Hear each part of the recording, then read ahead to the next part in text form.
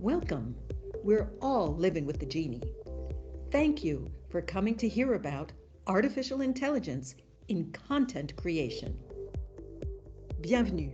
Nous vivons tous avec le génie.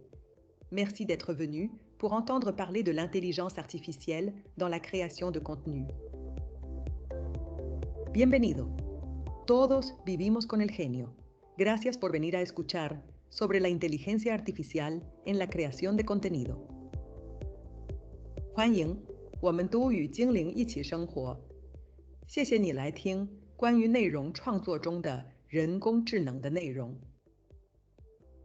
ようこそ。私たちはジニーと一緒に生活しています。人工知能について聞きに来てくれてありがとう。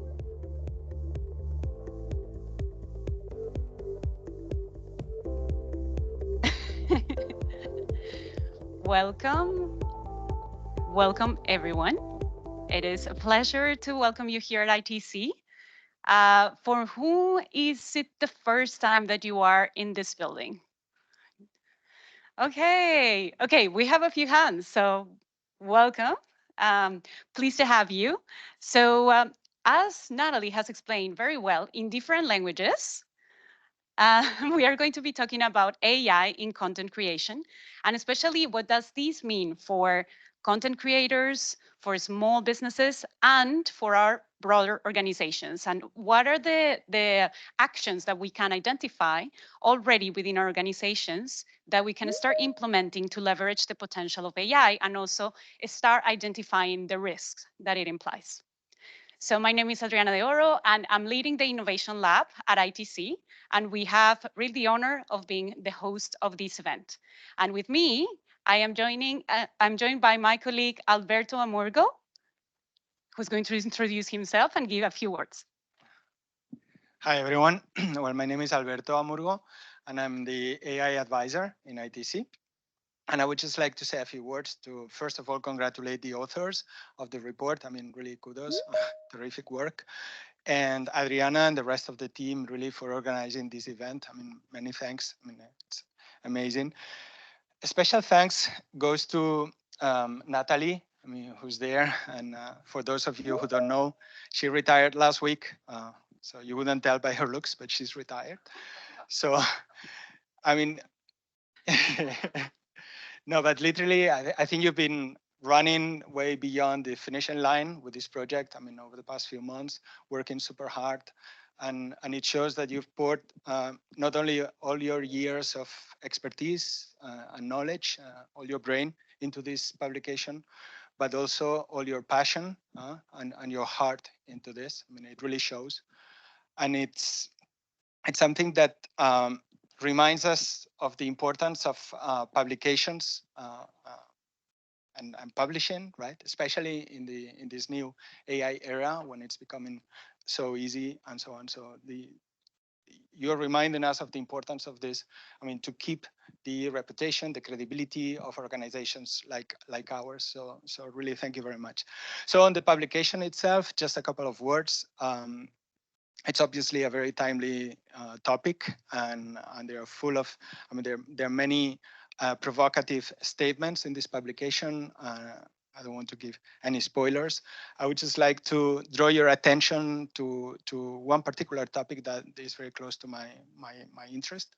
It's been for a while, and it's the attention economy. I mean, I'll focus on that chapter on the attention economy. Which is this notion that with every digital revolution that we've had, I mean, since the computers, the internet, Web 2, I mean, AI, okay? So generating content, publishing is becoming easier, cheaper. So the entry barrier is falling, right? And as a result of that, what we see is lots more content around. So we go from a world where information is the scarce resource. We're moving to a world where attention is the scarce resource. So there's competition for attention. So with all this content around, I mean, who's paying attention? Who's reading? Who's coming to these events? Who's absorbing all of that, right? So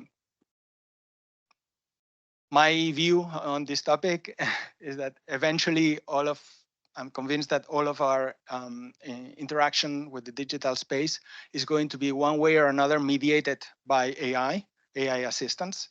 Okay, so part of this work is going to be done for us, and I'm convinced. But anyway, I'm not going to take more of your time. Over to you, Adriana. Thank you. Thank you. Thanks, Alberto. He's definitely giving us already some thoughts that we are going to be encountering again during the next conversations. But before that, we have a really good introductory video, and that I'm going to invite you now to listen to. It's from actually Vince Cerf, who is Google Vice President and Chief Internet Evangelist, and is considered one of the fathers of the Internet, sharing this title with TCP/IP co-developer Bob Kahn. So the video, what's up? Yeah. Hello, my name is Vince Cerf. I'm Vice President and Chief Internet Evangelist at Google. And I wish I could join you, but unfortunately my calendar didn't cooperate, so you're ending up with virtual mint. The genie is out of the bottle and we have to live with it. Of course, some people are wondering what was it drinking while it was in the bottle. The last decade or two have really introduced major new technologies, new enabling technologies that allow people to do things that they could never do before at scale. And of course, that's often the case with computer based systems. They allow us to scale up our efforts. The challenge, of course, with large language models and the current versions of artificial intelligence is that they don't always work exactly the way we would like them to. There's a technical term for this. It's called hallucination, when the chatbots or the large language models generate output which is frankly counterfactual. Even if they have been trained on factual material, there is always that risk. And of course, AI researchers around the world are working to figure out how to adjust the prompting mechanisms and other kinds of weight and feedback mechanisms to try to limit these kinds of excursions and to try to provide a more reliable output. We still have a lot to learn in this space, but it is really true. The genie is out of the bottle. This is not a confined technology. It's widespread. Open source is available for many of these kinds of systems. And so your challenge as you consider the current situation is to figure out how we manage this genie, which can grant us many, many wishes, but at the same time may lead us into temptation or simply error. So we're looking to you to have that discussion, to shine light in dark corners. As I mentioned in my um, preface to the book, if you don't have a flashlight, it's like playing Zork in the dark. You might be eaten by a grue. Well, I hope you won't be, and I look forward to the outcome of the sessions today. Meanwhile, see you on the net. We have a big task for today now. No high expectations for for what's come. So that has been such an inspiring introduction. And as Vint has well said, the genie is out already. But what are the implications then for content creators?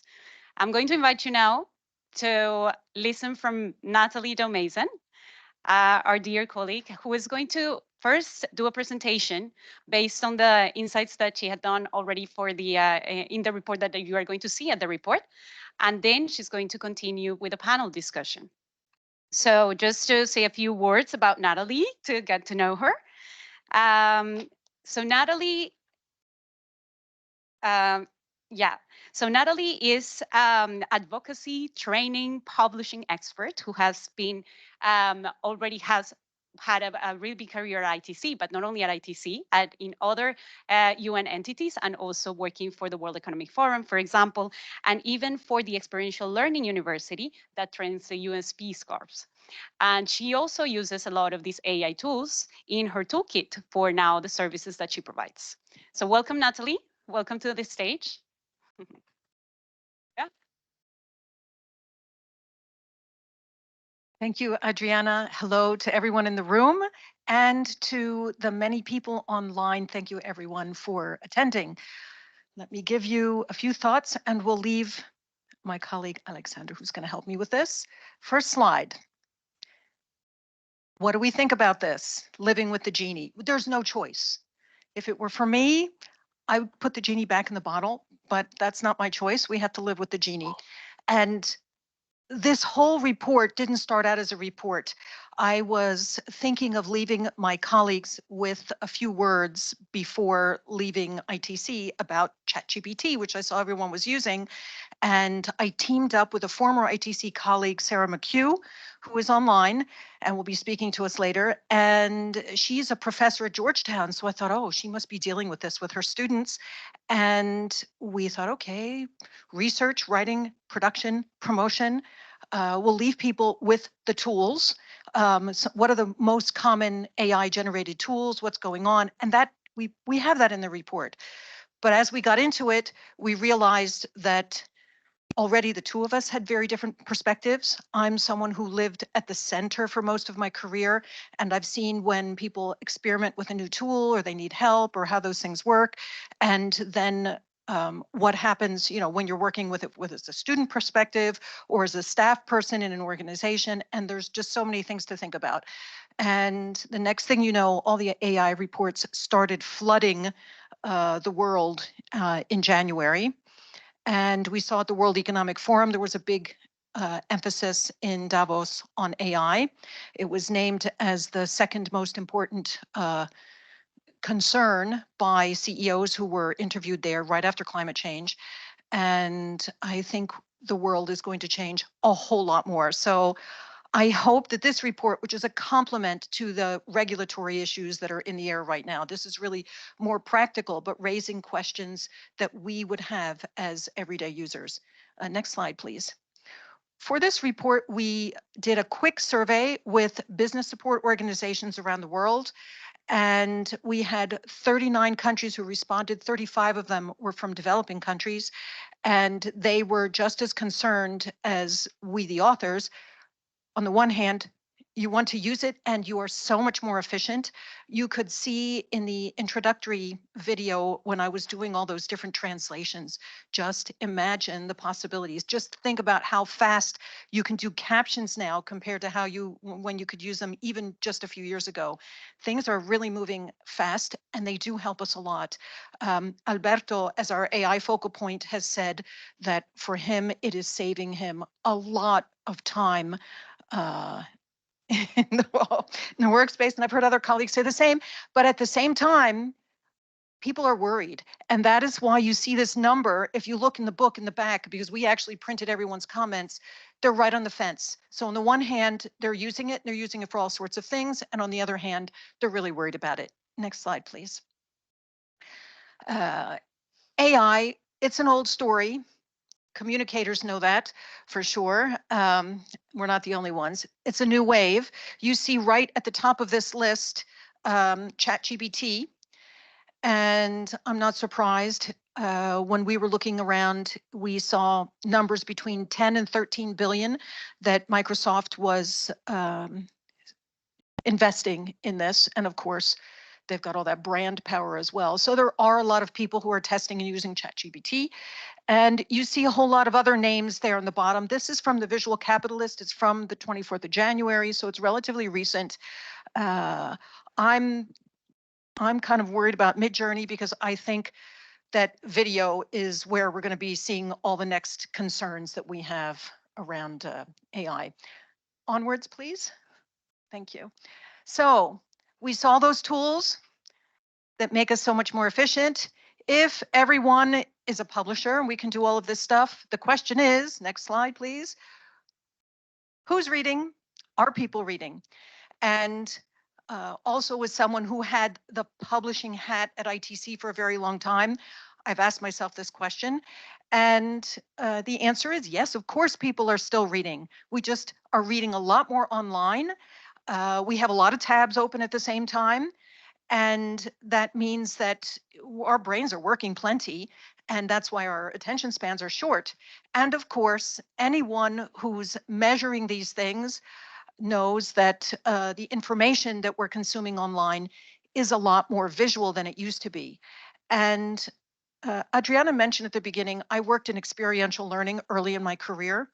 And what I learned in experiential learning is the more of the five senses you use, the more that people are going to retain information, the more they're going to be involved. And that's probably why online we see people using videos, because you see images, you see moving images, you hear something, you see something, and you often read something with it because there's often captions and things like that.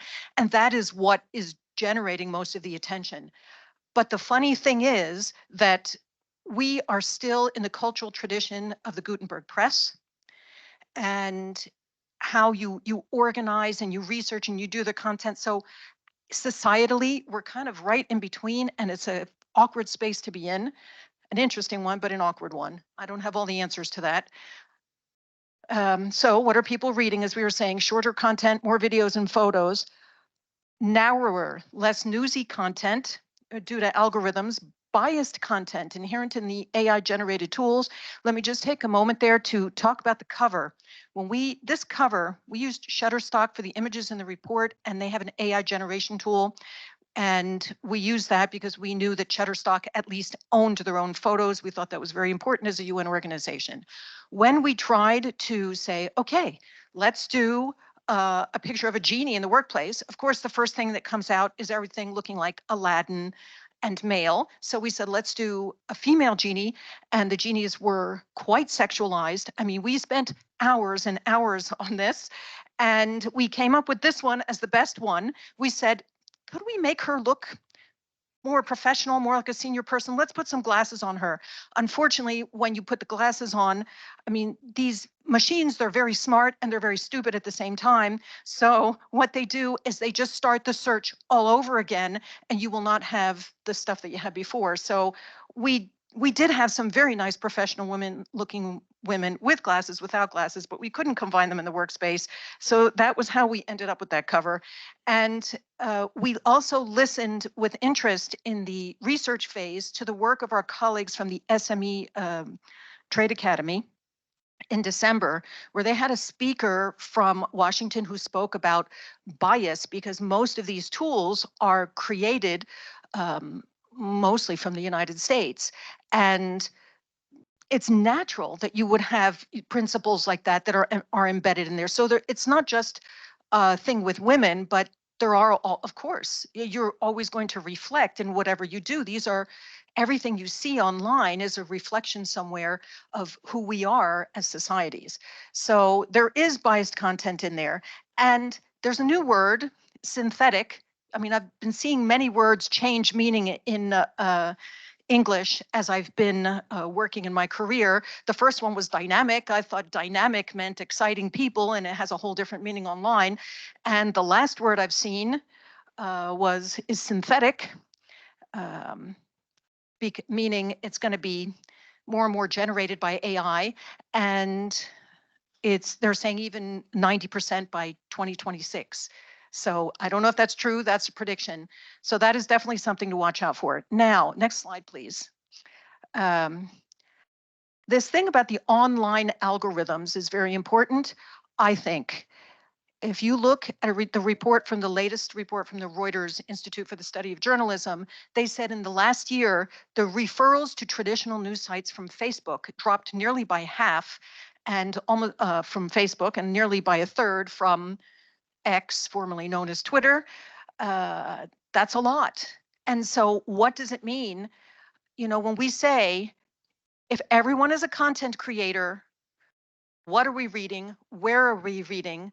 One needs to really think about what is all around us. And there will be more changes to come with the various gadgets and things that are going to be used, which we report on in the report as well. So next slide, please. So in brief, takeaways, humans at the heart is the most important thing. Do we want AI to master us? Do we want to work with AI? Do we want to be hand in hand with AI? We do have some choices in that. For example, I was at an event with our partner for this report, Trade Finance Global, in London last week, and someone said, International Women's Day, influence your own algorithm. Look for inspiring women leaders in there, and you're going to start seeing things coming back, because I've tried it myself. And so I think one thing you can do as individuals is influence the algorithms that you have around you. I'm just saying that's something, so you can think of ways to put humans at the heart. But my biggest takeaway, which is not news for people who are in this, is the need to reinforce trust as individuals in the workplace, as institutions. I think it makes even a difference for national branding in countries. When you see the possibility of deep fakes that are coming up in the business world, that are taking government leaders as well as major business leaders, one needs to think actively about how to keep trust in your brand all the time.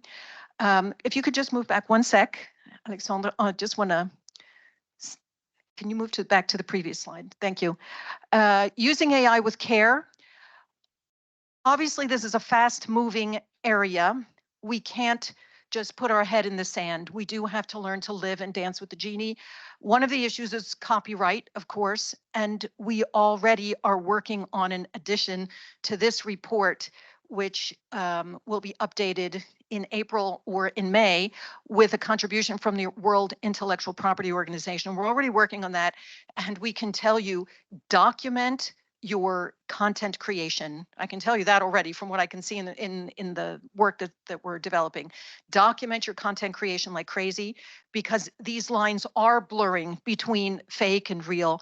And different countries have different interpretations as to, let's say, if you use prompts to modify a work of art or something you're writing or something like that, do you own the rights? Do you not own the rights? So it's very important for businesses and for countries that are working with them to already get the word out, document the process of human creation, be very careful about all of the copyright terms that you're using in what you have already.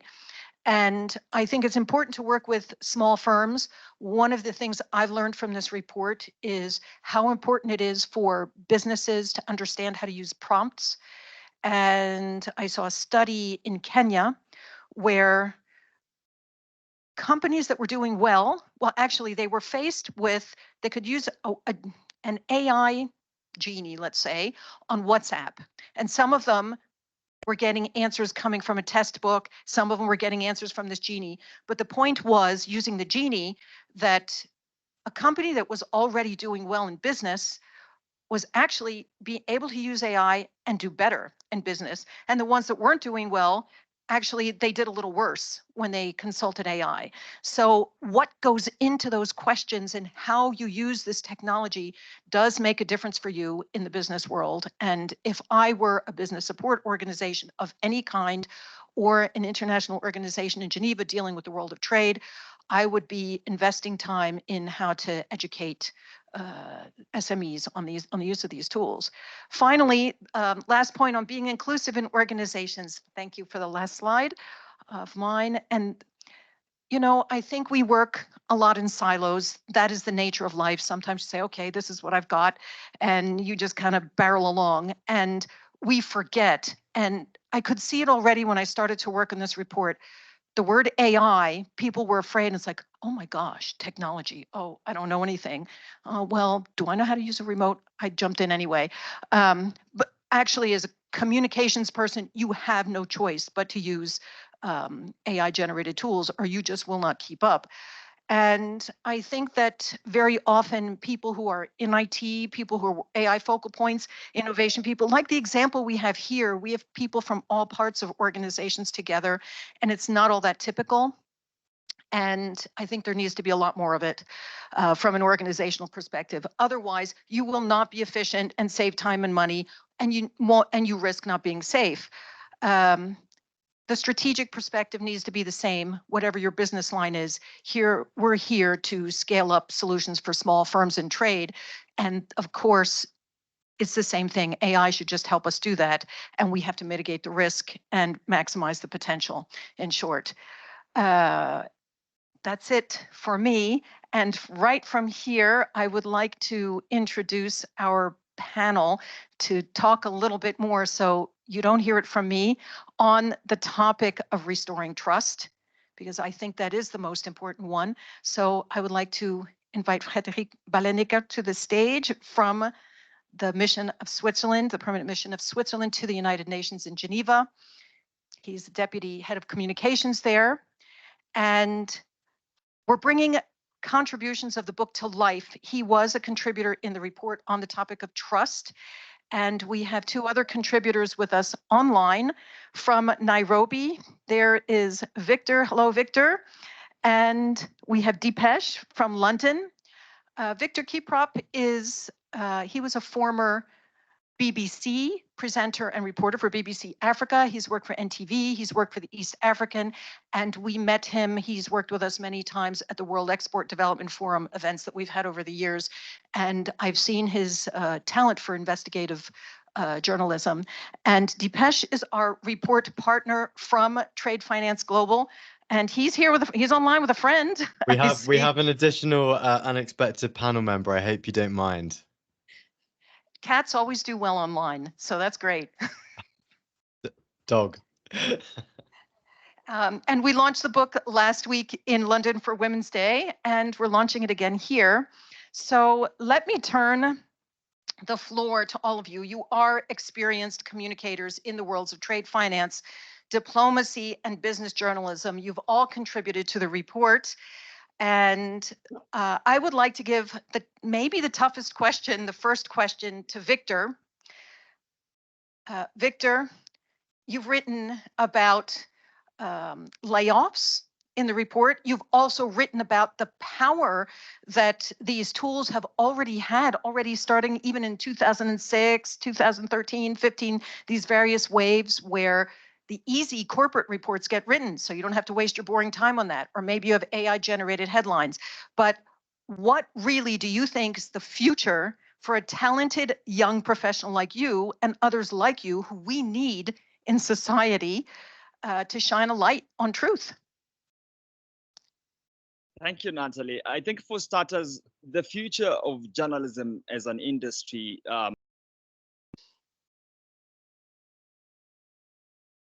We lost you, Victor. All right, we're going to turn to Deepesh, and as soon as Victor comes back, we'll give him the floor again, and now we'll leave you hanging for his answer. So, trade finance. There's so many, these companies really need this information. And they are turning to organizations like you and others, also to the International Trade Center, to WTO and others, for key information on trade to keep their business running. What challenges do you see in AI-generated trade finance information that people should be watching out for? Thank you very much, Natalie, and thank you for having me on this important discussion. I'm going to jump straight into it because I think international trade, really relies on trust. You've got cross-border nations, you've got the inability of one party to necessarily trust another. You've got the trade financing elements of it, and given the kind of short-term self-liquidating nature of trade and receivables finance, fraud is unfortunately not uncommon within the trade finance community. And as editor of Trade Finance Global, it's my responsibility to ensure that our 130,000 monthly readers, our 12,000 SMEs and MNCs coming to Trade Finance Global each month, and our thousands of banks are delivered with factually correct information, statistics, and numbers. It's our responsibility to ensure we deliver trusted information, promoting inclusive trade, making sure we report the unreported stories, and making sure we report on correct sources. It's also worth noting that I see hundreds of Gen AI content, posts, etc., on social media, on the web being generated. So even our kind of fact checking process has got a lot more complicated. And speaking to other publishers and other editors all around the world, they churn out anywhere between 2,000 and 10,000 articles per day, which are AI assisted. So now into some of the challenges around that. Firstly, what I call content spirals and bias, and I think you alluded to this at the start of the discussion, Natalie. So actually, when you generate so much content around that's AI assisted, it can tend to bias in one way or another, and you actually end up with quite a polarization of content. Let's say if let's talk about women in trade, for example, and inclusion in trade, and thank you for coming to the event last week in London. Let's say 2 out of 10 articles talk about women in trade, and then AI picks up on those 2 articles and then they produce the same set of 10 articles again, and you can then see 3 out of 10 articles, and then 6 out of 10 articles, 9, and so on and so forth, and you get into this incredibly biased spiral of content. So that's one of the really big challenges we have in ensuring trust. I have got some tips on Right, what we that was can my do question. about it. What do you do, and what should people here do when they're faced with that? Yeah, no, it's a very good question, and I think there are probably 6 simple tools that I have, because I don't want to end this panel on negative sentiment, because I think there are really good use cases for artificial intelligence, and we use them here at Trade Finance Global. First of all, try out every single tool. Try human created content with your editorial and with your content teams, but also try out all of the AI tools. And I think you presented a very good chart earlier of all of them. Try them all out. Embrace failure. Don't don't punish the teams for trying something out that doesn't necessarily work. Let them post out content that might not perform very well, but highlight and make sure it's really obvious that you know that this piece of content is generated. So that's tip 1. Number 2, bear in mind that you all have respective brand equity. Natalie, you said everyone's a publisher, and you're totally right.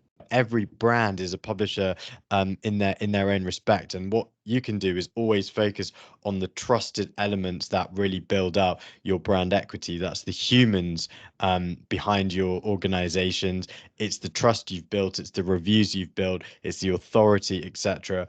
Always focus on that. If you are using AI, and 52% of you are, set your rules and policies. Make sure you know when to and when not to use AI. Obviously, it's incredibly important. And Nasa, you mentioned about Shutterstock, images, use cases, rights, etc. Make sure you know who owns what bit of content, what data is being shared across these platforms, whether that data is being used commercially without necessarily your consent. When you're sourcing data, check your sources, check their sources. It's a bit like when you're doing a trade finance transaction. Know your customer, know your customer's customer, know your goods, see if you can map out that whole supply chain.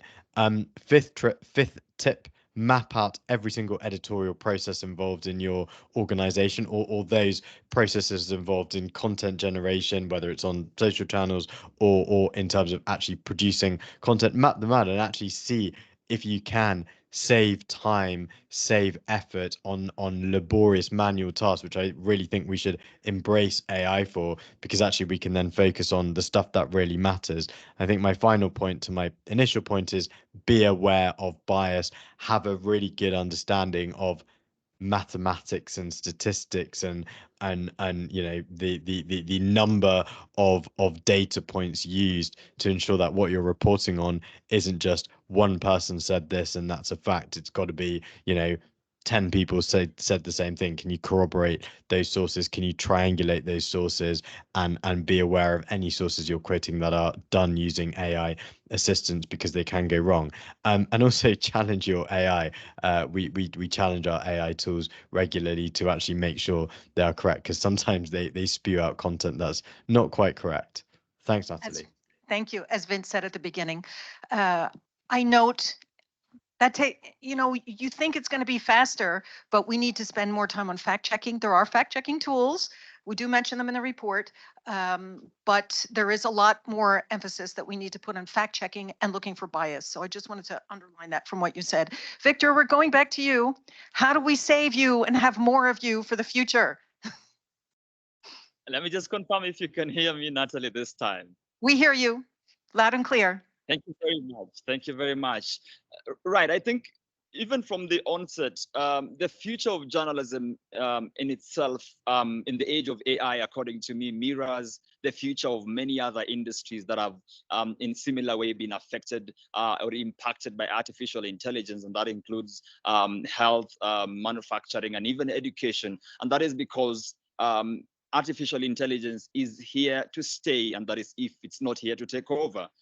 So for journalists like me in the newsroom today, a lot of our work, a lot of our responsibilities have already been taken over by artificial intelligence. And this is a trend that I think is likely to continue going into the future. So what is the future for journalists like me? I think the future is in quickly adapting to these technologies and using it to our advantage to improve our work.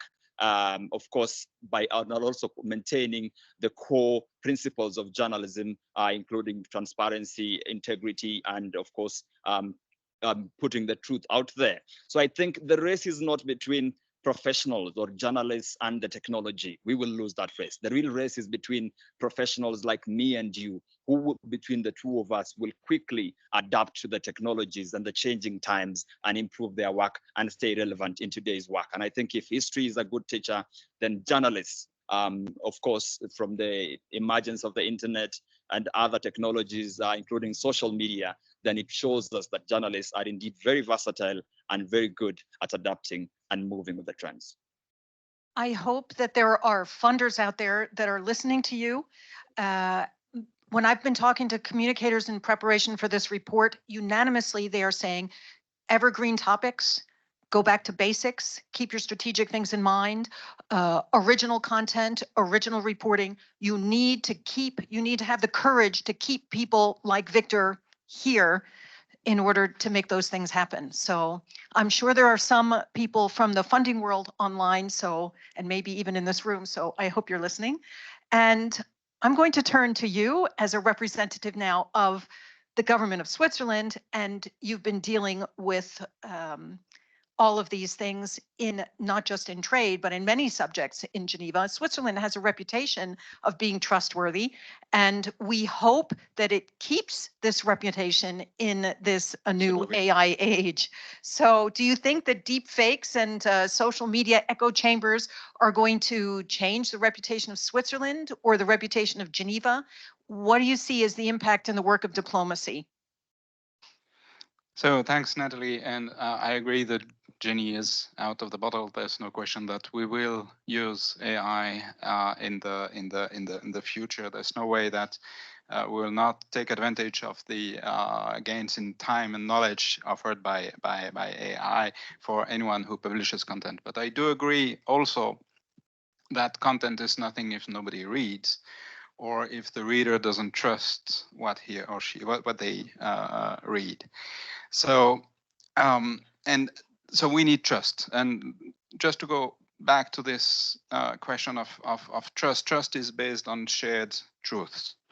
We agree that climate change is happening and that we need to do something about it.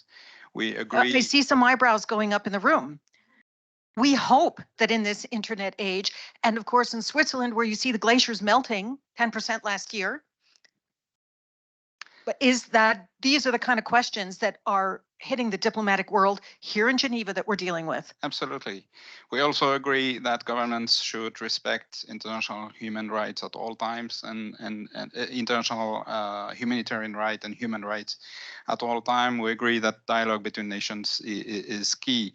There's a long list of these shared truth. We live together because we have shared truths.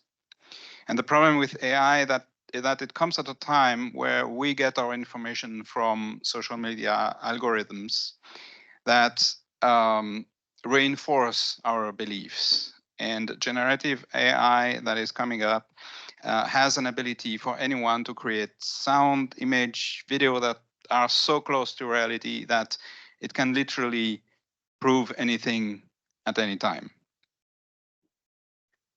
And if anyone can prove anything anytime. That's the question. That's what you say in the report. If anyone, anywhere can prove anything, is there truth? We would be leaving an age of truth and enter an age of faith. And if we don't have a shared truth, we don't have a society anymore. And if you look, if we don't have the same mental space that we live in, we enter another era. If you look at politics and multilateralism today, you will, as you alluded, Natalie, I think you will see what I mean. But still, AI is here to stay. So there are a number of things that we can do with it, including using it as a super search engine to discover what we forgot we knew. But we should keep the humans at the heart. It has been said a couple of times. It will be said again. And we need to enter a dialogue with the machine, keep a critical mind.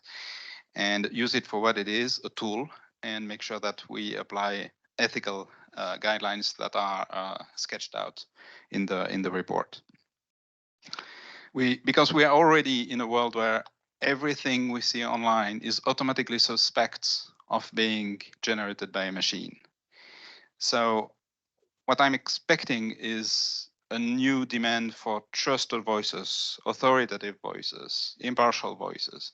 And I think that international organizations, including those hosted here in Geneva, have a role to play and should invest time, money, and training at all levels, including the top ones, on how to elaborate, disseminate clear and accessible messages, responding to this demand for trust, for trusted voices. Lest AI will fill in the gaps. So we should be afraid of AI, but only if we keep being afraid of communicating. There you have it. I hope this gives you a little bit of context as individuals, as you're all using these tools. I would like to know if we have any time, if there are any questions from the audience or from online for any of the panelists. Okay, is there anyone in the room who has any questions for our speakers? And if not, you can, oh, Sergio. I know if we can, yes. So hi, thank you. My name is Sergio Martinez. I used to work here before and I am now with WIPO. I would like to follow up on the comment that you mentioned before about the role of international organizations. I think, especially when it comes about the governance of AI and ensuring that there is consistency and coherence across the different regulatory mechanisms shaping several dimensions of AI, what do you think that is the way for several member states to increase their engagement and to sort of engage and strengthen the transparency and accountability mechanisms for basically their different constituencies to have their voices heard when it comes about the leadership that international organizations should take at the global political sphere. Thank you. So to the extent where I can predict the future and make recommendations, what I can say is that WIPO in Geneva, ITU in Geneva, Diplo Foundation and others in Geneva, I think the ecosystem is here, the fertile soil is here to set up these mechanisms. You know that the high-level advisory panel on AI is in town this week, and Switzerland will be supporting and following up on these initiatives. And we do hope that Geneva will be the place where these governance mechanisms are in place, because Geneva is a place that has a more than a century-old tradition of listening to everyone and consulting everyone. I think it makes sense.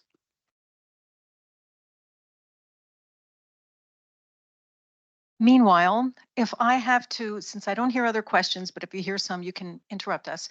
I would like to ask the panelists here, top piece of advice. They're hearing so much information from us today from so many different angles. Top piece of advice for people who are creating content with AI tools in the workplace. Victor, I'll start with you.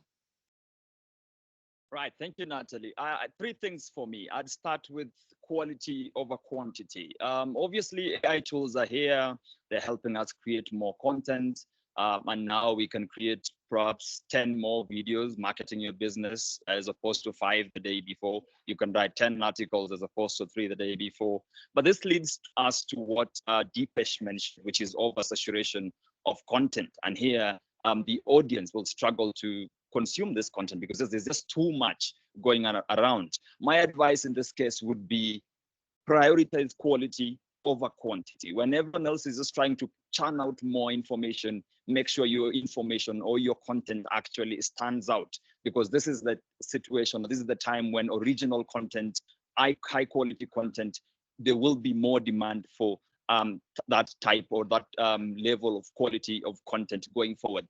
Number two, I would say add that human touch. Yes, AI is here, it's taking over everything. Yes, we can do everything with AI. We can perhaps, do a surgery and drive a whole plane with it.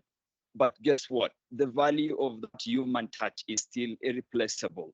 The value of that human touch, that is your unique voice, your unique perspective, and it becomes much more important when we talk about issues of ethics and issues of bias. So keep humans in the loop. And finally, I think the word for me would be transparency.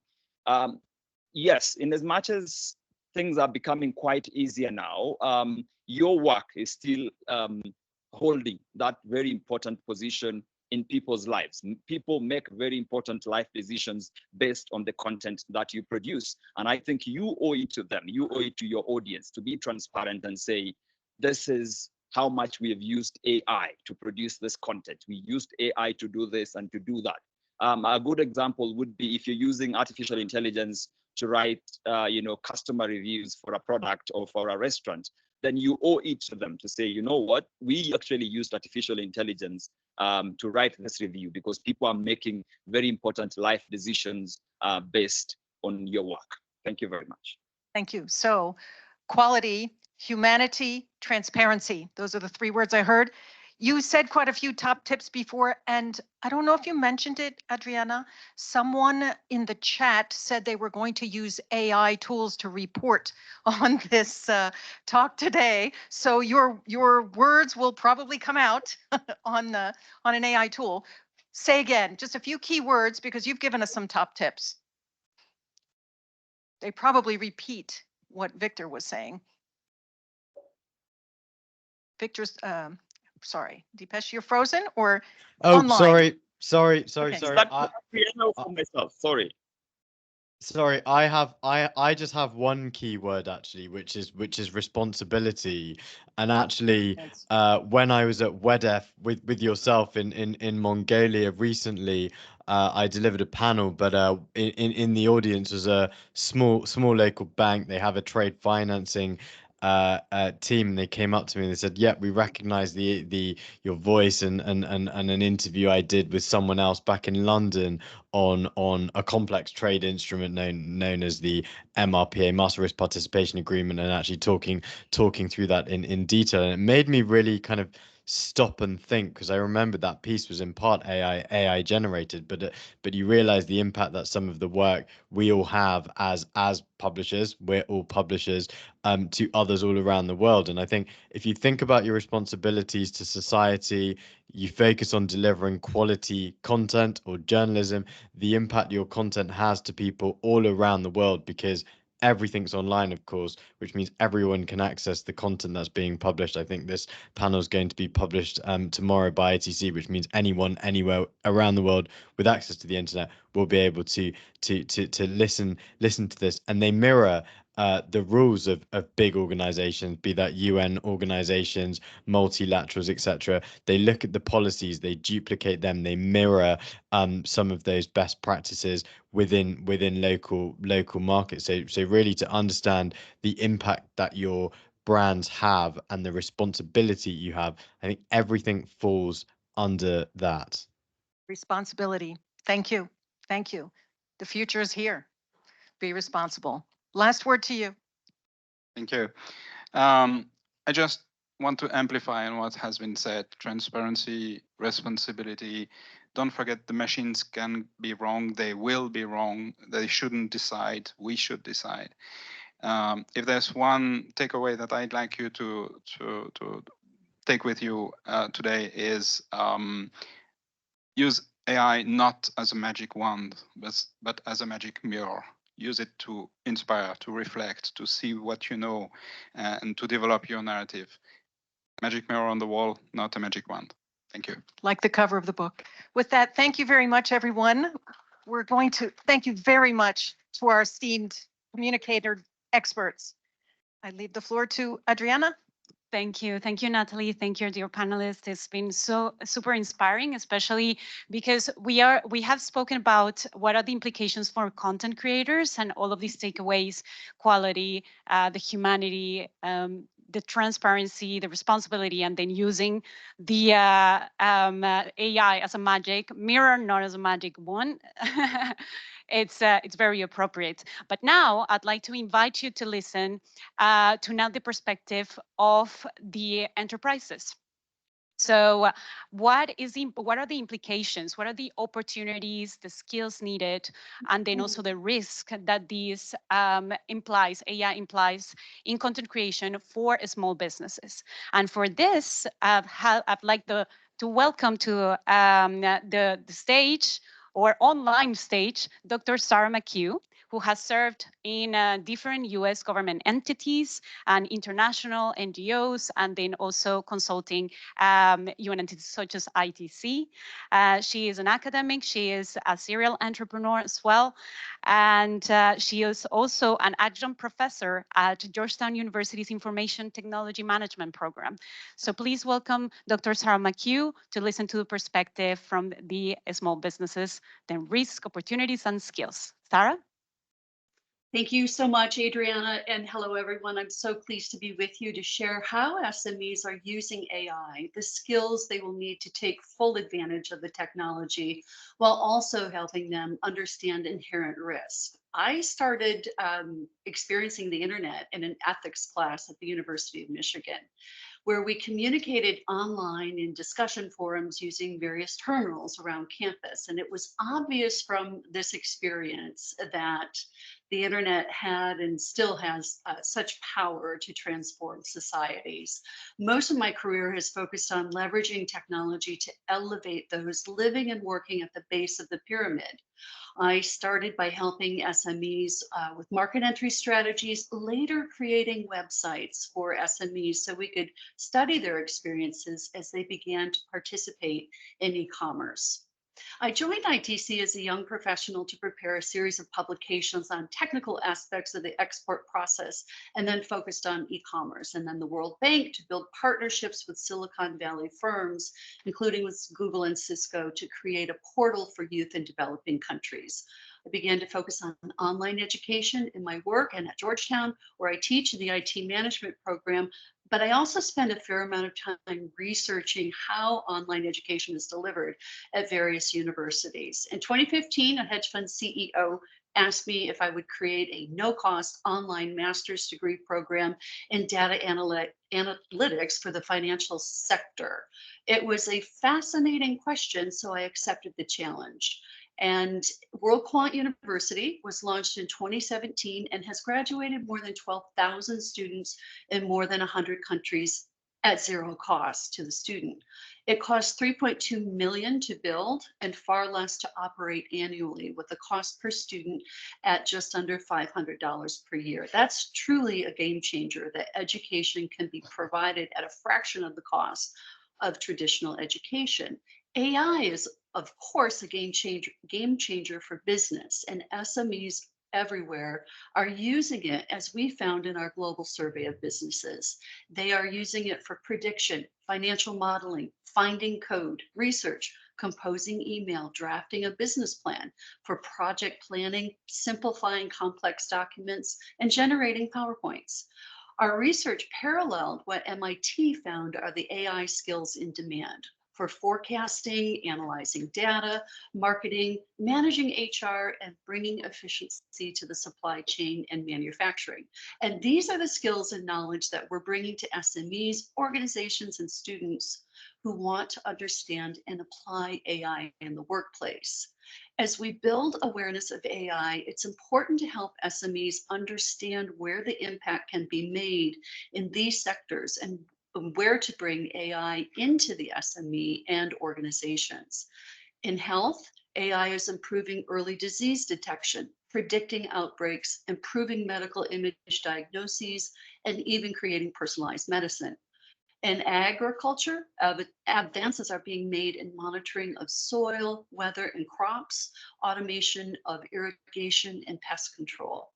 The AV market will bring emergency healthcare, vital products that are needed in a remote community, and improving road safety that takes the lives of far too many in developing countries. AI and financial technology is being applied to fraud detection, algorithmic trading, and automating accounting. AI is helping in e-commerce with, for example, smart pricing that corresponds to per capita income against demand within targeted markets. Enterprise AI is bringing efficiency to most functions of business, from strategy and forecasting, planning and budgeting, automating those tedious workflows and tasks, and creating very detailed reports. And SMEs are going to need to understand what AI tools can be incorporated into their business for specific tasks by looking at each function within the SME and within a particular unit. AI's influence will be pervasive in trade. SMEs around the world are going to need to find the opportunities and know the risks. But at this point, the knowledge gap is deep and wide. So we need to help SMEs and the organizations that support them make sense of it all. An inherent bias, misinformation, copyright infringement, and decline in critical thinking skills. The headlines are portending AI's potential to create mass unemployment because it has replaced so many jobs already. And this is what keeps me up at night: how to ensure AI brings benefit, not harm, to societies. ChatGPT, for example, is a large language model that scrapes content from Al Jazeera, New York Times, Wikipedia, and scientific journals. This does not represent the experience and vast content created by the rest of the world. And so there is what is called inherent bias in this LLM. Also, LLMs have a serious image and misinformation problem that we can't trust the content regurgitated by them because AI cannot self-evaluate or verify its sources. Vince Cerf was clarion in his opinion about generative AI when he said we have to remember ChatGPT is producing glib content that is often wrong. And Gary Marcus, who's going to soon join us, said recently, much more bluntly, about he spoke of a deep faked world of digitally manipulated truth where AI doesn't understand fact, truth, or privacy. LLMs are infringing potentially millions of copyrighted works and try to hide behind a fair use shield because they claim they convert their content into substantially differentiated work. The New York Times isn't buying this argument based on their recent copyright infringement lawsuit against Microsoft and OpenAI. We are experiencing a decline in critical thinking skills, and I see it daily. And what do we expect when 1.6 billion users a month are using ChatGPT to do their critical thinking? I'm often asked how I respond to AI in the workplace and the classroom. Because I'm not able to tell if a human or chat did the writing, I try to counter it by requiring less writing, more verbal presentation, group collaboration, engaging with thought leaders, finding best practices not just in the US, but around the world, and recommending and having them recommend ethical solutions. I also recognize that anything written should prioritize brevity because of our limited attention spans that require us to present anything in highly abbreviated formats, or what is known as snackable content. Research is showing us why ADHD diagnoses in adults are increasing. When many have these 20 tab opens, we can't focus for any length of time, resulting in what is known as popcorn brain. But being brief, even with AI helping us, is not easy. AI can summarize research articles, edit our writing, send us notes from a meeting we missed, generate PowerPoints and videos, or simply write a more elegant email. AI creates exceptional visualization of data and tools, but we need to use this data to tell a story from our own perspectives and experiences. Hans Rosling is the exemplar who used international development data to show trends and deficits in our human progress in such a compelling and visceral way. AI can develop entire training and courses so we can focus on the learner, finding gaps in their knowledge, and truly mentoring and engaging with students so that we can do the things that humans do best, building relationships and creating solutions while protecting us from the harmful effects of AI, freeing us to focus on evaluating new approaches, advocating and recommending national strategies and policy, and to use AI to find breakthroughs that will bring health, a revived planet, and economic growth for all, not just some. But right now, creating ethical AI is so important to ensure countries create their own AI tools, regulate AI, and prioritize fact and truth. Laws and policies are beginning to emerge to ensure AI is factual, legal, safe, controllable, without bias, and above all, trusted. And governments, just like the EU did yesterday, after many years of negotiation, they're starting to regulate AI. And they're saying that it needs to be regulated as seriously as financial services, cybersecurity, health, and nuclear energy. And for here, this is where we see a human almost touching a robot, akin to Michelangelo's creation of man, where God is about to give life to Adam. May we all consider the very real prospect that we are giving life to artificial intelligence. Thank you to ITC and to Adriana for prioritizing this very important discussion. Thank you, Natalie, for your fierce intellect and energy in writing this book with you. And thank you all for your time today. Thanks a lot, Sarah. Yeah, thank you very much. Sarah just surprises me by how concise she is with the messaging that she gives, and on point, and how she managed to transfer all of this knowledge about sectors, what's potential, what are the opportunities, and also the data that she already shows on how AI is helping businesses to be more effective, increase efficiency. So I think that it's quite impressive that we are already starting to see what's the potential. But I'm pretty sure that we all are aware that there is a lot of also untapped potential, and it's also up to us to see how we are going to shape the future of AI, and then how the evolution is going to be also for our organizations. So with that being said, I'm just going to give my take, especially from the side of the innovation perspective, and for the organizations. And now grounding this back to, well, now that we have seen what is the implication for content creators, then what is the implication or the opportunities for businesses, and how now we are going to go to the level of the organizations, and how in organizations we can take advantage of it for content creation and even across the board. I think that AI, when we are talking about content creation and the potential, we could see that there are a few overlaps in terms of skills, because at the moment, well, there are quite a few applications, right? So I'd like to go back to this last slide that Natalie has had in the presentation. No, just the previous one, please. Thank you. And where she explained that basically the AI, creating content with AI tools, and also imagining how the strategy in relation to content creation with AI tools, it's an organizational effort, and it needs to imply an effort at the strategic level. So first, we talk about the human perspective, no? And here it's very, very important to identify what are the skills that we need to promote also, and then to upskill the people in the organizations, and also the partnerships that we are going to enable. What are the partnerships that can be unlocked, and where we need to work together to enhance those skills in the workforce, so that we are able to be aware and equipped and with the right tools to take advantage of AI. Then in the organizational perspective, we need to be inclusive, of course, of all content creator communicators.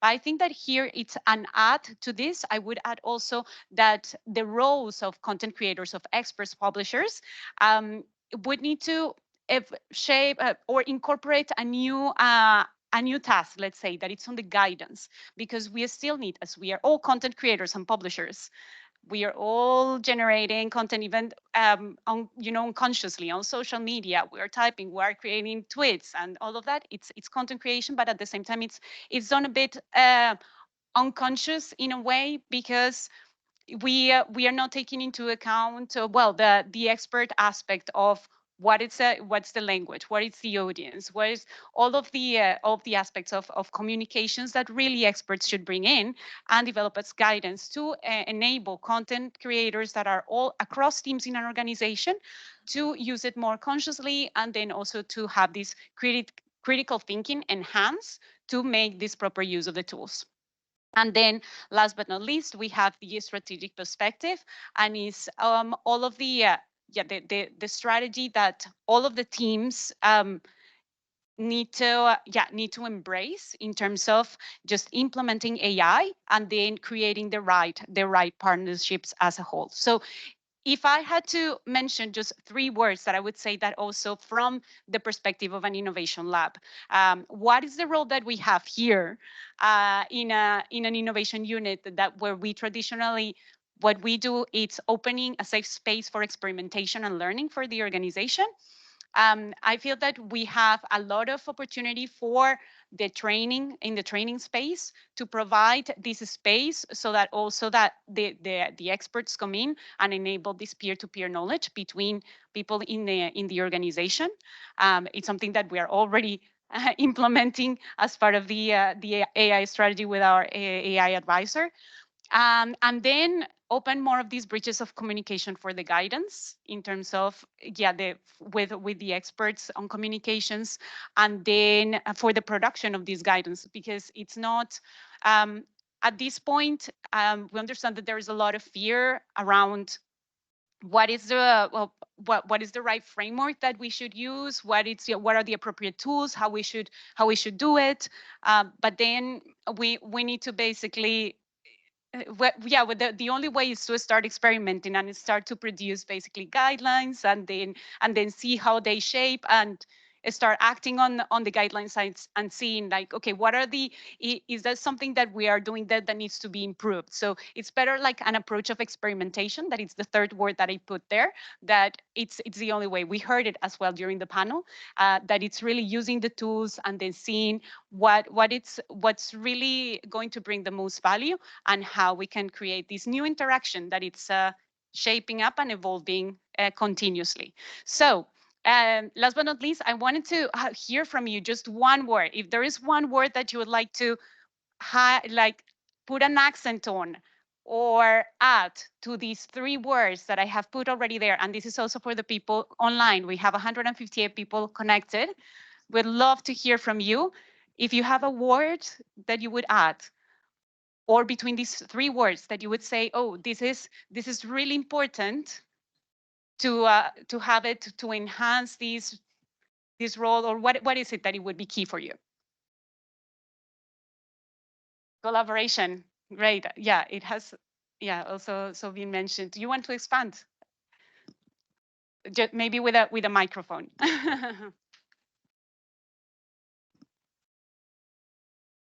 Okay, so collaboration for me, my name is Bimisola Oshadwa. I'm a PhD researcher at the University of Geneva, writing on international trade with a focus on Africa market.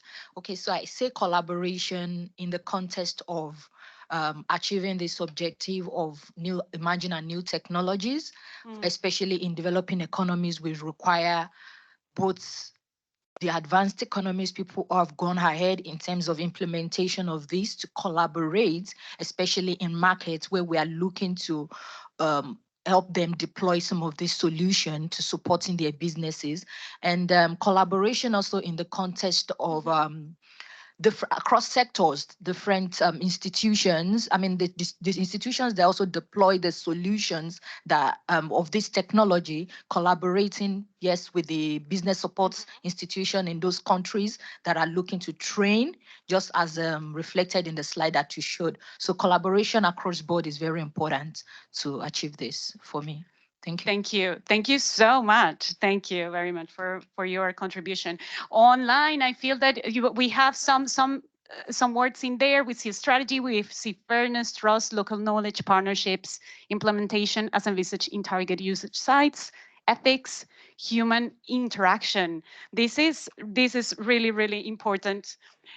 And yeah, it's two words, open source, but yeah, definitely. Yeah, the way how it is developed, and to ensure that it's also accessible, no? That everybody, it's, yeah. The idea is that there's worse than AI, and it's AI in the hands of just very few people. Can you hear me? Can you not? Should I stand up? Okay. No, just a small point on that touches upon the comment that Sergio made earlier on governance and so on. So there's worse than AI. It's the AI that is only in the hands of very few. So if you think about it, how did liberal democracies deal with the power of the press? Well, they ensured free press. Let's have as much as possible. There's no such a thing as an unbiased press. All the press reflects the views, the values, the perception of a certain narrative, right? Their owners. So these LLMs, these models, they do the same thing. So the solution is to have as many as possible. So let them compete. Let's put it all out there. So open source is the answer. Thanks. Thank you, Alberto.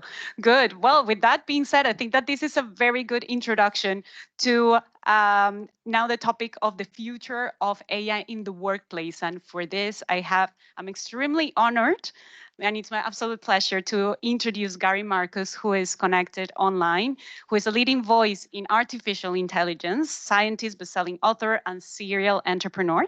So he is well known for his challenges to contemporary AI, and he has anticipated many of the current limitations decades ago. And he has done a lot of research on human language development and cognitive neuroscience.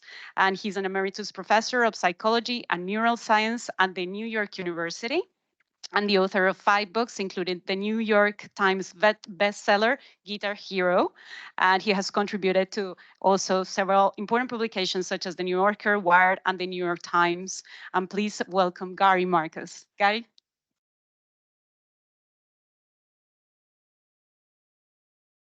You are muted. We can't really hear you. Sorry, I don't usually use this app. Okay, can you hear me now? Is that better? Yes. Okay, Yes, great. that's perfect.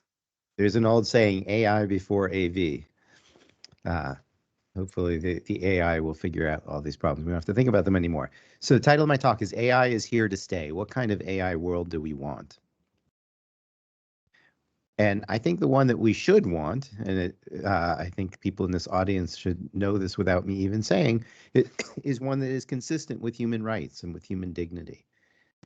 You have, for example, the UNESCO guidelines, which are very much steeped in the UNESCO guidelines for the ethics of artificial intelligence, which are very much steeped in human rights and fundamental freedoms and human dignity.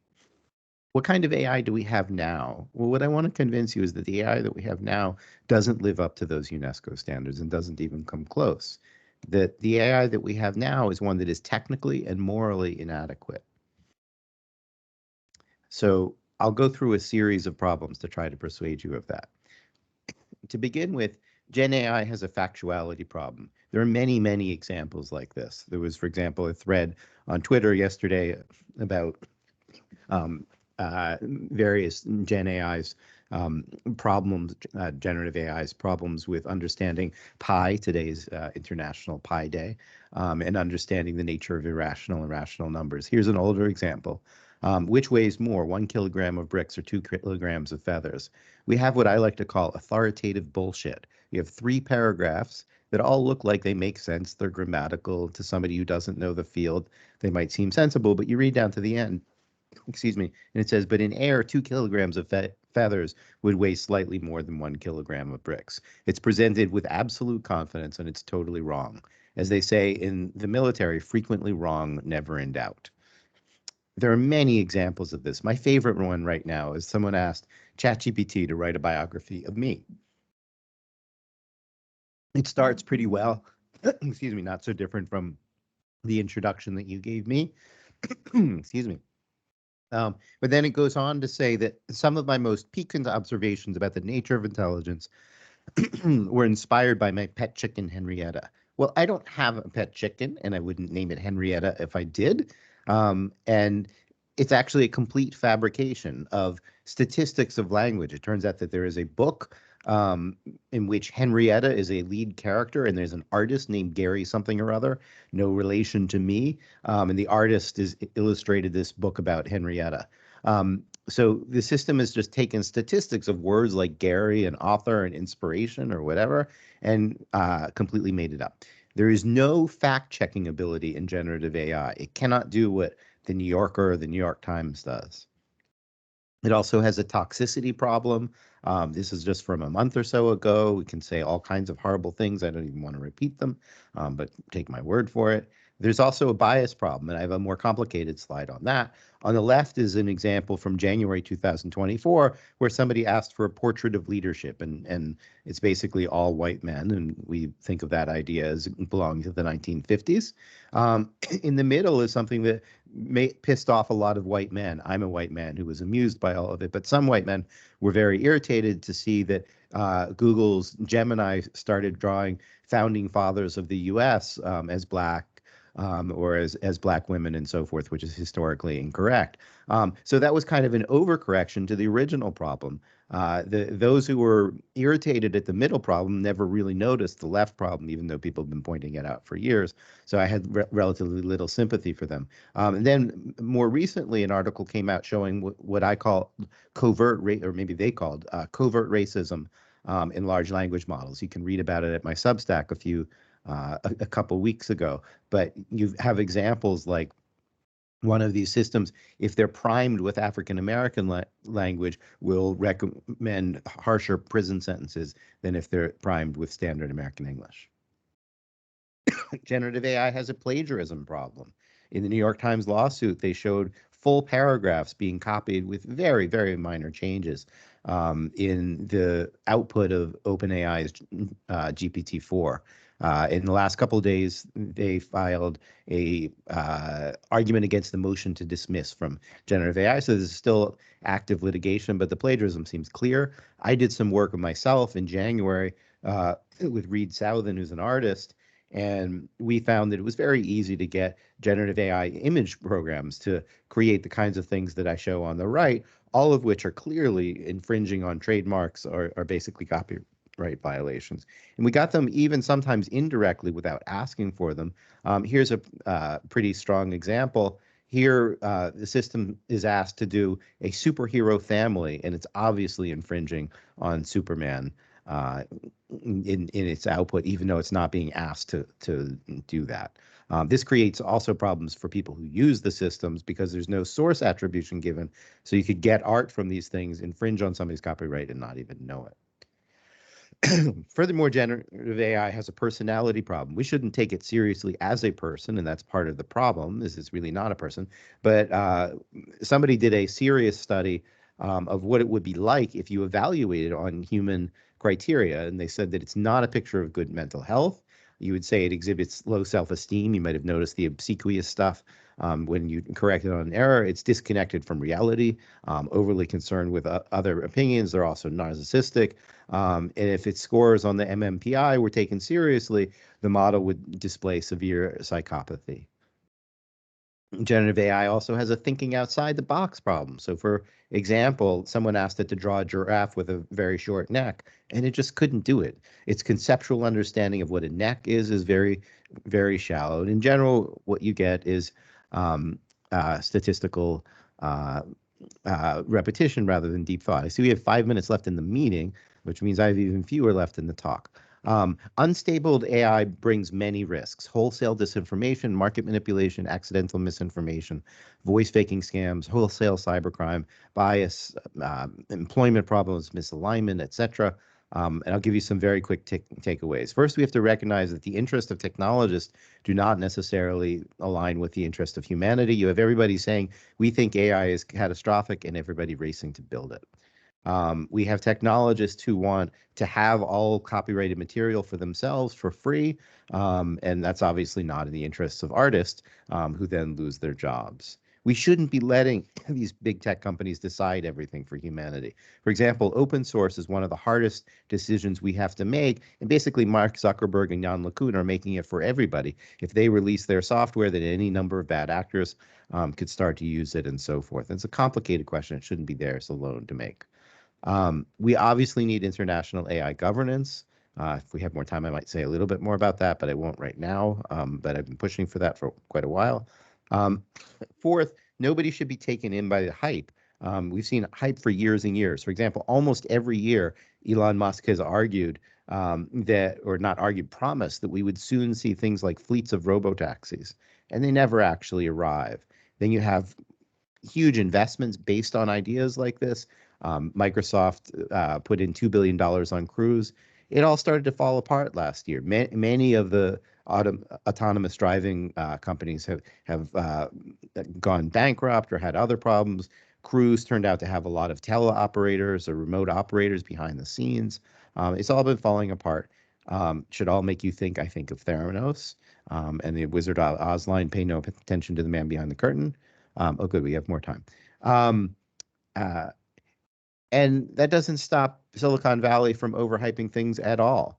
This is from just yesterday or the day before. Elon Musk said AI will probably be smarter than any single human next year. That is an absolutely absurd claim. There's no way that it is true. I actually offered to bet him $100,000 and haven't heard back from him, but it is certainly not true. Fifth is that being realistic about where AI is now matters a lot in current policy choices. So, for example, we have a big chip war around the fantasy that we're close to AGI, and that leads to geopolitical instability over something that I think is a fantasy. I understand there's some people in small businesses in the room. I would say to you, it's okay to explore generative AI, but you really should not expect miracles. And it's very risky and high stakes decisions. So be super careful, for example, in financial domains and medical domains, anything with a high cost of error. You just never know when these systems are going to hallucinate, do it with complete authority, and make it hard for people to even notice the errors. And you really need to do careful studies to evaluate effects. So everybody is wildly impressed with these systems the first time they use them, and people rarely check. So in computer programming, everybody loves them, but the systematic studies that are coming in suggest that the quality of code is worse. Nobody notices that in the moment. In the moment, they're like, wow, it's great. The computer's writing this for me. And then they don't realize the security bugs that they're introducing and so forth. Lastly, the more stable your domain, the better, but large language models are not good with novelty. So if you work in a domain where your data change a lot, the environment changes a lot, you need to be super careful. The best solution, I don't think, is to throw away AI, but to build better AI, which is why since 2017, I've been pushing to have something like a CERN for an AI, an international collaboration, to look at other approaches besides the statistical one that is dominant now, but deeply flawed. So I will end with a cartoon and a couple remarks, and then maybe we have time for a couple questions. The cartoon is a very sad one. I hope it doesn't come true. In the cartoon, it says, yes, the planet got destroyed, but for a beautiful moment in time, we created a lot of value for shareholders. I'm afraid this could happen with generative AI. Whether or not the planet itself is literally threatened, democracy certainly is by the tendency of these systems to make misinformation. Big tech leaders do not have our best interests at heart. We did not elect them to be our leaders. Governments could help, but there's a big risk of regulatory capture as the big companies lobby them behind the scenes and so forth. Governments must give independent scientists a voice at the table. They're not doing a good job of that, and I think we will all suffer if they don't. And the last is that everyone needs to view all this hype with a lot of skepticism. I thank you very much, and if you have time for questions, I can take a few. Thank you. Thank you. Thank you so much, Gary. I think that we are relieved that we're not going to be overtaken by robots next year. So. I joked once, if the robots come for you, the first thing you can do is to close the door. And that will probably help because they don't even know how to open doors. And then you can lock it. They're really not so good at Fair locks. point. So don't worry so much about the robots in the short term. Fair point. Excellent. So we have Online a question online. Yeah. Yes. Olia, go So ahead. the first question is, what happens when content generated by AI is used by different authors, content creators? Who can claim originality? Anyone? Second question, how COVID has affected AI? Are there any developments or has it just accelerated already emerging trends? The question is, can you elaborate a little bit on AI before COVID and after?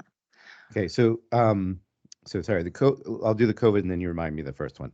I don't know if COVID has had a direct effect on AI. I would say that my observation is that AI didn't actually help with COVID. People are so hyped about how amazing AI is, but it really didn't do anything directly or anything major for the science. The most important science about how to build vaccines for COVID was done by human scientists, not by AI. I think that AI indirectly made the problem worse because it spread misinformation. It's one of the things that AI does is it powers social media recommendation engines, and those tend to push misinformation. And so in that sense, I think that AI was quite costly in COVID. It was certainly not a net positive as far as I know. And remind me the first question again. First question was in keyword. short, it concerns copyright. Who is the author of the content? Yeah, so there's a huge problem now, which is that AI can produce garbage very quickly. It is going to, I mean, aside from the fact that it's stealing the work of artists and authors, people are now using it, for example, to generate fake books. So I have several friends who've been affected by this lately, where they've written a book, and then there's another book written by someone with a near identical name on the same topic that is utter garbage that is offered for the same price on Amazon. And that, of course, steals money from the artist. It may, as you're suggesting, eventually cloud provenance, and people might wonder. For now, the writing is not as good as an actual authored book, and so you can tell which is which. But we will see probably problems like you're talking about. It's not good. And then this morning, I wrote in my Substack about a couple cases this year where there's been bad science authored by GPT. One of them had a fake diagram of a rat with large genitalia, I guess is the way I'll say it here. And the paper was eventually retracted and automatically generated artwork that was not anatomically remotely correct. And then today, someone passed along, and I passed along further, a chemistry paper on lithium batteries, which started with, certainly I can generate that for you, which was obviously generated by GPT-4. And this was in an article published by Elsevier, which is, one of the top science journal publishers, and nobody caught it in the peer review process. And if that first sentence was written by GPT, then God only knows what the rest were. And the whole point that I tried to make is that you can't trust the output of GPT. So, maybe 7 sentences are right and the 8th is just wrong. And it is not a good thing for science that this is happening increasingly. And this problem, too, is going to get a lot worse. And again, the big companies making this stuff are very unlikely to be held responsible, even as it undermines the quality of science. Thank you so much, Gary. Question from Sarah. What do you think of the EU AI regulations passed just yesterday? I'm going to be honest, I have not read them in entirety. I believe that some things have been watered down, which probably will upset me when I understand them more fully. However, I think on the whole, it's a good thing that it passed. It's the first, serious piece of legislation to try to keep the generative AI companies accountable. One of the things it does, for example, is to demand at least some kind of summary of what information goes into these systems, and that can be helpful in resolving copyright kinds of issues and, hold the company's feet to the fire on that. So the fact that it passed is great. I think that from what I can tell, the coverage around generative AI was significantly weakened in recent months, and that's not good if that's true. But again, I have not read it. I think it's 858 pages, and I've been busy, so I don't want to give you a final verdict on it. But I would say, to the extent it's weakened, it's not good. To the extent that it exists at all, it's a good thing. Excellent. Thank you so much. Thank you so much for the time, Gary, and then for that. My pleasure. for the presentation. Thank you. You've been super generous. Thank you. Take care. Excellent. So now we are reaching the end of our event. Not without reminding you that we have a really, really good apero prepared for you. So please stay after the the end and then accompany us in the hall. Also for the colleagues who might be connected online and who are in the building, please feel free to come downstairs and use the time to share with others. Exactly. So Natalie just reminded me that we have books and the posters here for you, each one of you, to take a copy. So please don't forget to take your copy. And just to close, may I invite to the stage our Director of Enterprise Competitiveness and Institutions, Escipion Oliveira, just for the closing remarks. Thank you. Thank you very much.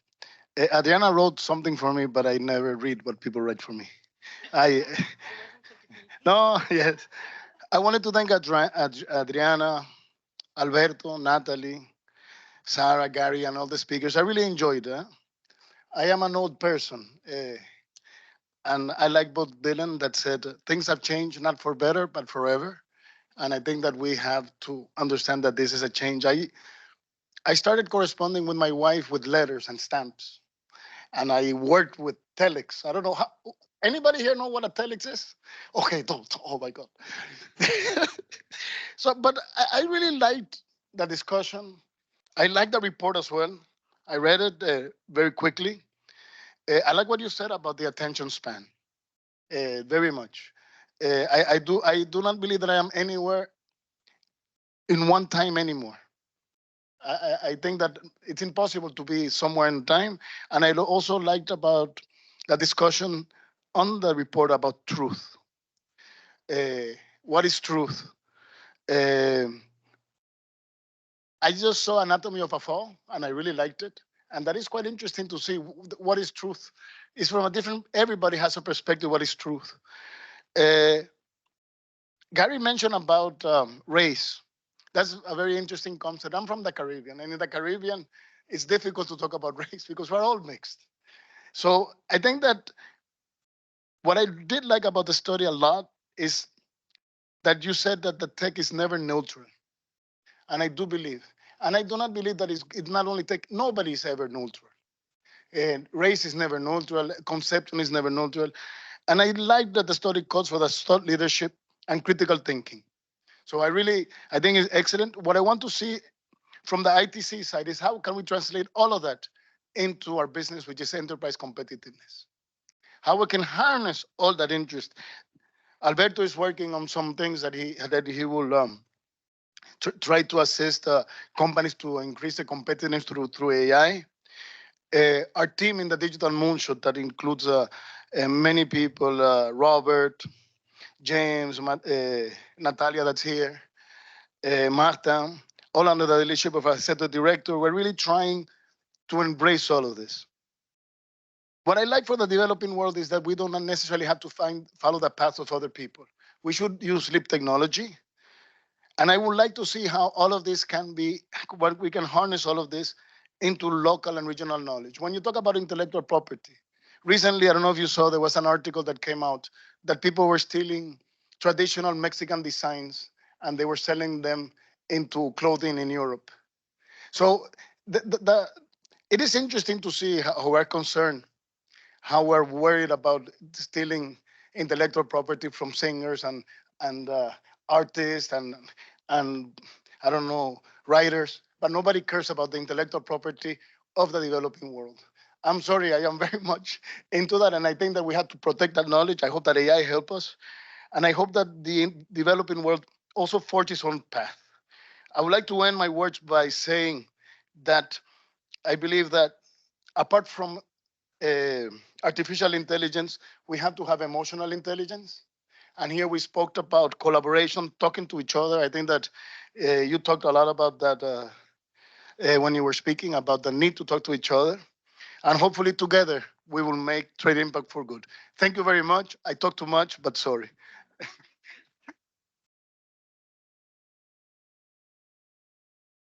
Excellent. Thank you so much for coming. And then now I think that, well, the apero is open officially. Please come, colleagues. And thank you all so much for the ones who have connected online. I hope that, well, there was a lot of food for thought, a lot of food for thought. And we hope that we can discuss it now. And also you can leave us all your questions in the chat as well. Thank you so much.